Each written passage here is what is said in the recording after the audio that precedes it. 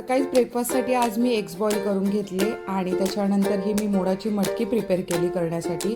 एक स्प्राउट्स म्हणून मला पण आवडतं खायला आणि नॉर्मल असं भाजी करून देखील.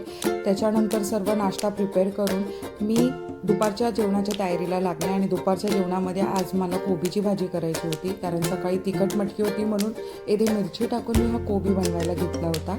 आणि मला जास्त बारीक चिरता येत नाही कोबी, पण मी प्रयत्न करते चांगलं बारीक चिरण्याचा. त्याच्यानंतर साईराला मी स्कूलमधून रिसीव्ह करायला गेले होते आणि तिला घरी आणल्यानंतर जेवण वगैरे देऊन तिला ट्युशनला देखील सोडलं. तिची झोप काही जात नव्हती. त्याच्यानंतर मी गेली जिममध्ये वर्कआउटसाठी. 2-3 दिवसाचा गॅप झाला होता, कारण साईराची तब्येत ठीक नव्हती म्हणून मला मग जिमला यायला इच्छाच होत नाही आणि मन देखील लागत नाही. आणि इथे मी जिमसाठी प्रिपेअर होत होती आणि अजून माझ्या डोक्यात हेच चालू होतं की काय नक्की मी वर्कआउट केला पाहिजे, कारण 2-3 दिवसानंतर जेव्हा आपण जिममध्ये जातो तोच विचार पडत राहतो आपल्याला.